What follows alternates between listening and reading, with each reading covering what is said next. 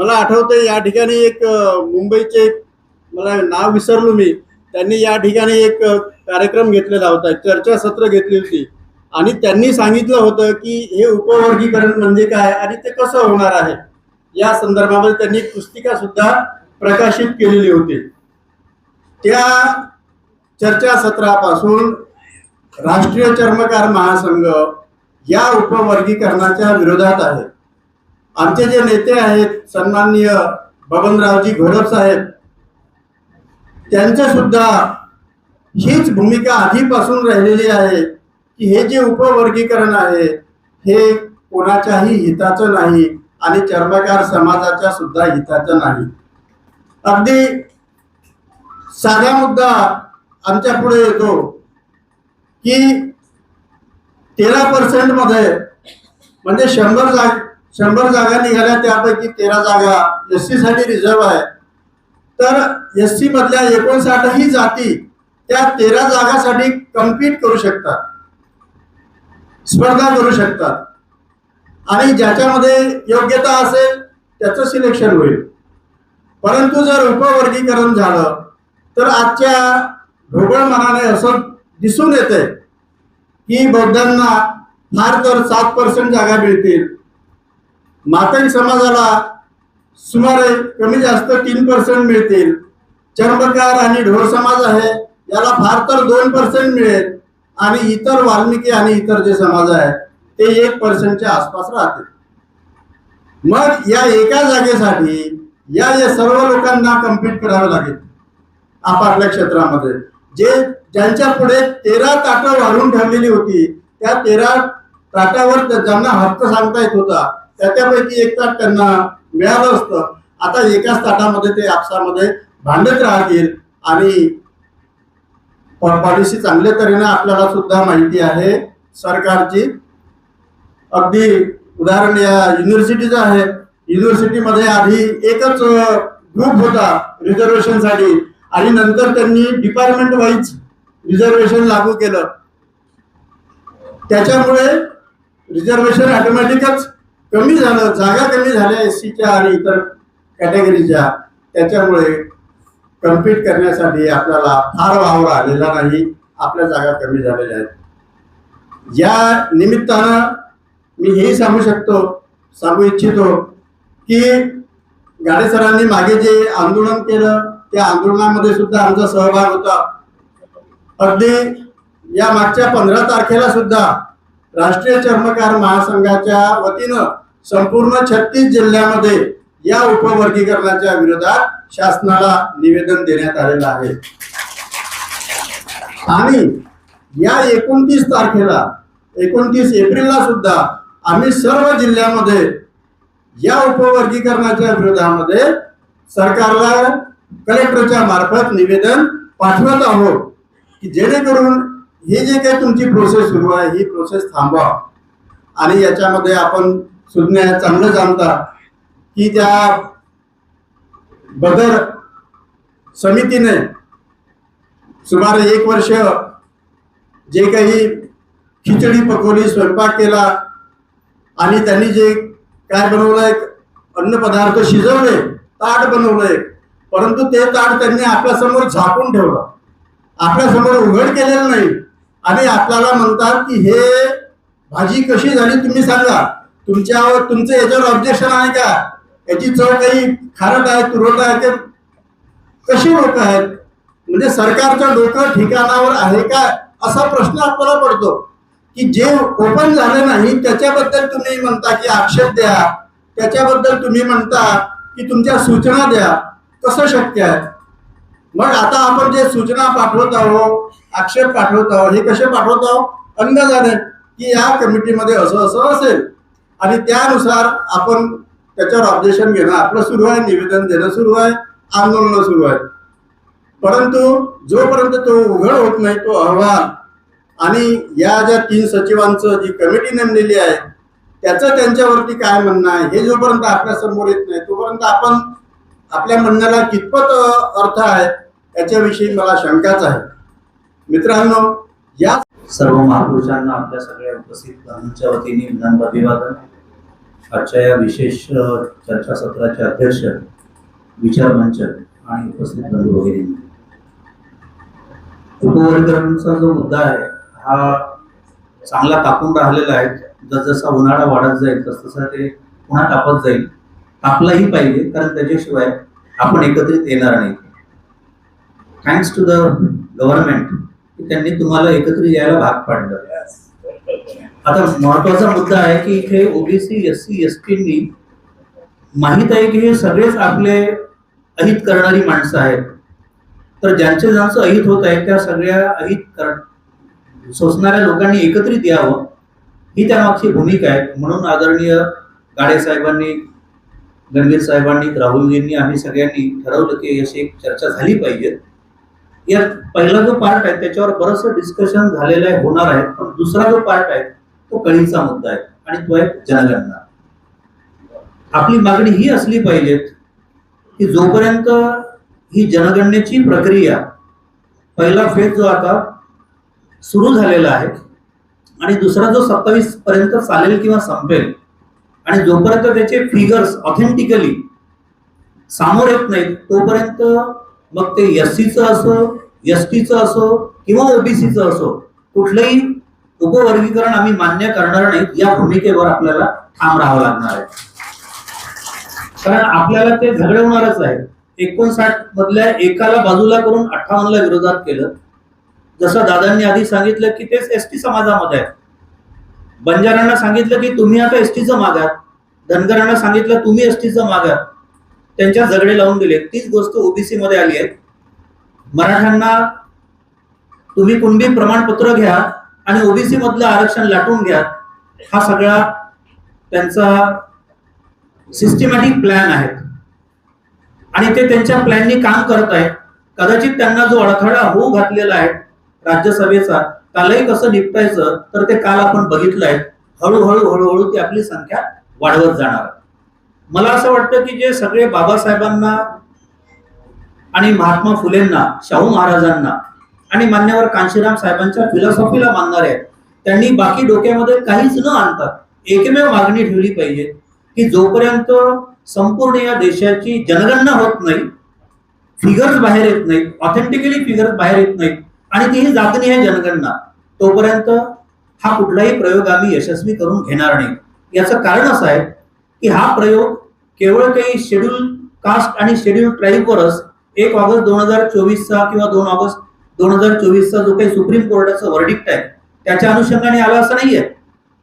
हा प्रयोग तुमच्यावर मुद्दामून केलाय, कारण तुम्ही रिॲक्ट होणारी माणसं आहेत. रमेश पिसे हा ओबीसी आहेत, हा रिॲक्ट होतच नाही.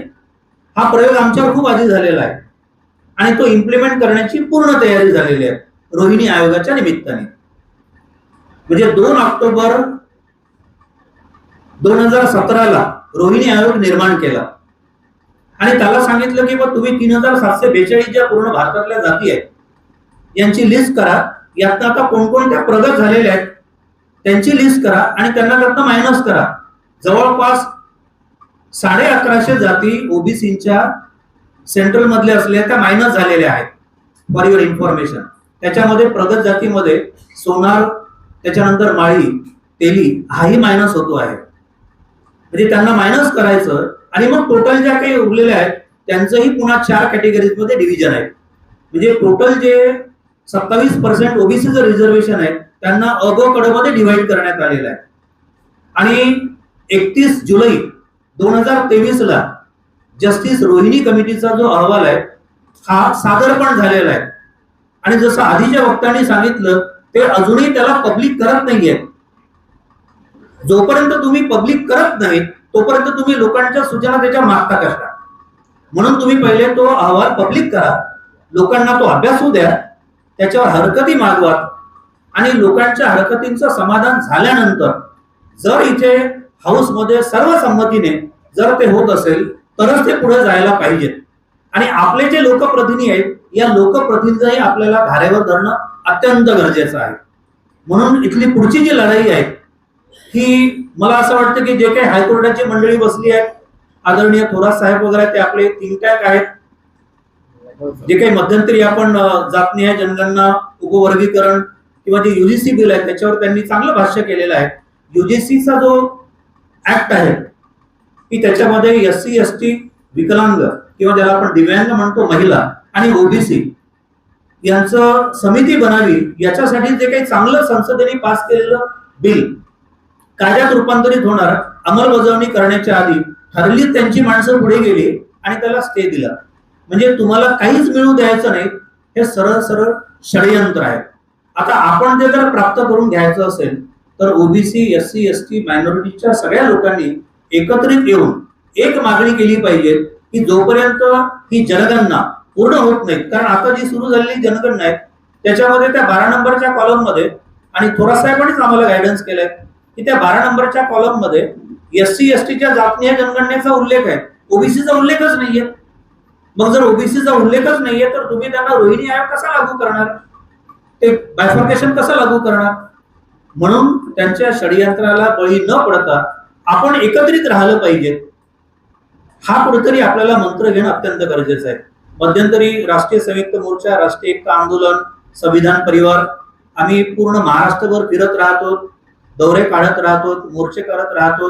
21 तारखेपासून संविधान चौकामध्ये धरणे आंदोलनही होतं, पण त्याला थोडंसं आपण पुढे नेतोय. आणि कालच आमची बैठक झाली की हे नागपूरमध्ये पण होईल, आणि नागपूरपेक्षा महत्वाचा जो मूव राहील तो आपला मुंबईत असला पाहिजे.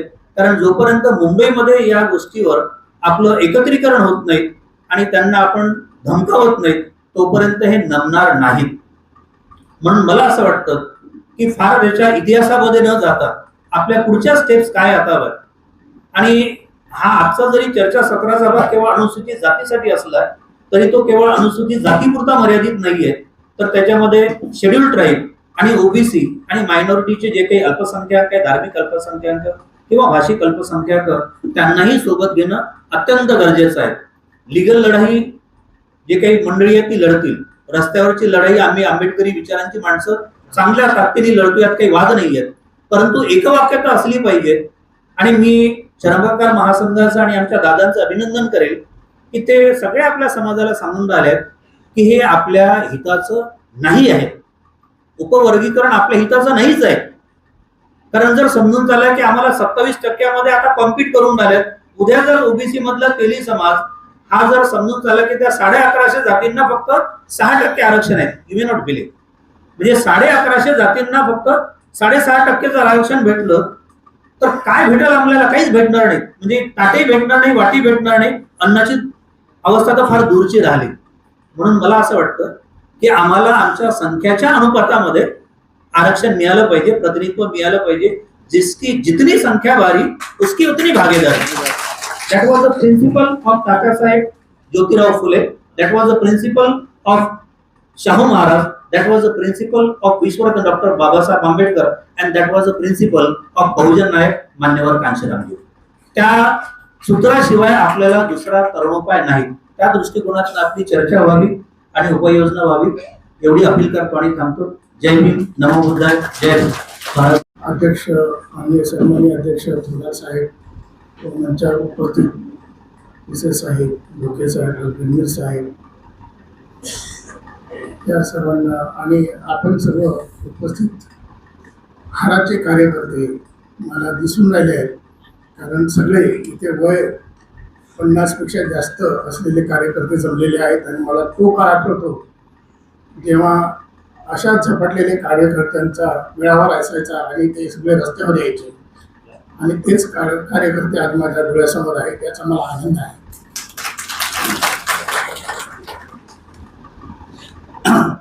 सुप्रीम कोर्टाचा निर्णय आला सब कॅटेगरायझेशनवरती, आणि वकिलांना त्याच्यावरती पाचारण केलं आहे बोलायला. 3 वकील, त्यापैकी मी एकटा हजर आहे. आणि असं काही जर मी विधान केलं तर सर्वोच्च न्यायालयाचं काही कंटेम्प्ट होऊ शकतं. पण आपण एखाद्या चुकीच्या न्यायनिर्णयाला कुठपत मान द्यायचा, कुठपत त्याची अंमलबजावणी करायची, हाही विचार व्हायला हवा. आणि त्याकरता आपण इथे जमलो आहोत. सब कॅटेगरायझेशनचा निर्णय येण्यापूर्वी आणि आल्यानंतर सुद्धा आपण या केस संदर्भात सहमत कधीच राहिलेलो नाही. पण झालं काय की सब कॅटेगरायझेशनचा जेव्हा हे प्रोसेस चालू होतं तेव्हा आपण एकत्र नव्हतो. आज एकत्र आलेलो आहे. तेव्हा आपल्याला पुसटशी जाणीव होती की असा निर्णय येऊ शकतो.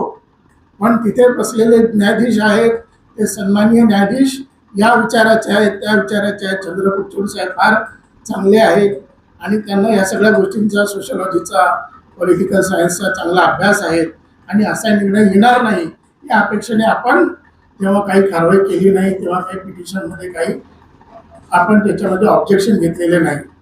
मी काही संस्थांना सांगितलं की असा निर्णय येऊ शकतो, तुम्ही लवकरात लवकर काहीतरी त्याच्यामध्ये हस्तक्षेप करून, इंटरव्हेन्शन करून ऑब्जेक्शन घ्या. पण त्याला उशीर झाला. निर्णय घेता घेता मग शेवटी रिव्ह्यू पिटिशन टाकण्यात आली बाराईतर्फेच.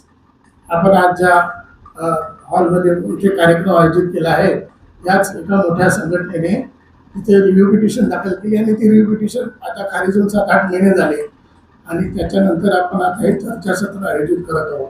असो पण तरीही माझा वकील म्हणून या प्रसंगात या प्रश्नी माझा एक कायदेशीर सल्ला असाही राहील की जोपर्यंत शेवटचा रस्ता आपण संपत नाही तोपर्यंत ती लढाई लढलीच पाहिजे. आणि याच्यानंतर जर प्युरिटी पिटिशनची जर तरतूद आहे तर ती सुद्धा दाखल केली पाहिजे. तुम्ही तुमच्या वकिलांमार्फत, तुमच्या अनेक संघटना आहेत, तुम्ही तुमच्या वकिलांमार्फत ती दाखल केली पाहिजे असा माझा हा इथे कायदेशीर सल्ला आहे. याच्यामध्ये मी सुप्रीम कोर्टाच्या जो जजमेंट आहे त्याला पूर्ण मान राखून बोलत आहे. कारण सहमत असणे असहमत असणे हा व्यक्तिगत प्रश्न आहे आणि मी सुद्धा या निर्णयाशी तेवढाच असहमत आहे जेवढे तुम्ही आहे. जे तुमचे विचार आहेत तेही माझेच विचार आहेत आणि या देशातल्या प्रत्येक कॅटेगरीच्या वकिलांचे हेच विचार आहे. इतर वकील जे SC ST OBC सोडून जे वकील आहेत हे वकील असे विचार करू शकत नाही. त्यांचा वेगळा विचारसरणी असते आणि म्हणून आपण आता अशा प्रसंगी जर मार्ग काढायचा असेल, एकत्र येऊन मार्ग काढायचा असेल तर आता आपल्या सध्याच्या परिस्थितीमध्ये असलेलं शस्त्र म्हणजे आता जो अलीकडे जो प्रकार चालू आहे तो एक गैरप्रकार आहे जो सरकारने आता अस्तित्वात आणलेला आहे की बदल कमिटीच्या माध्यमातून लोकांच्या भावना शमविण्याचा प्रयत्न चालला आहे. तुमची जी मुवमेंट आहे ती दाबण्याचा प्रकार चालू आहे. एकीकडे असं देखावा करत आहे की आम्ही सगळ्यांचा विचार, सगळ्या गोष्टींचा विचार आम्ही करत आहोत, एम्पिरिकल डाटाचा आम्ही विचार करत आहोत, आम्ही सोशिओ इकॉनॉमिक जी कंडिशन आहे तुमच्या वर्गवारीमध्ये त्याचा आम्ही अभ्यास करीत आहोत, असा एक देखावा तयार करण्यात आलेला आहे. आणि हा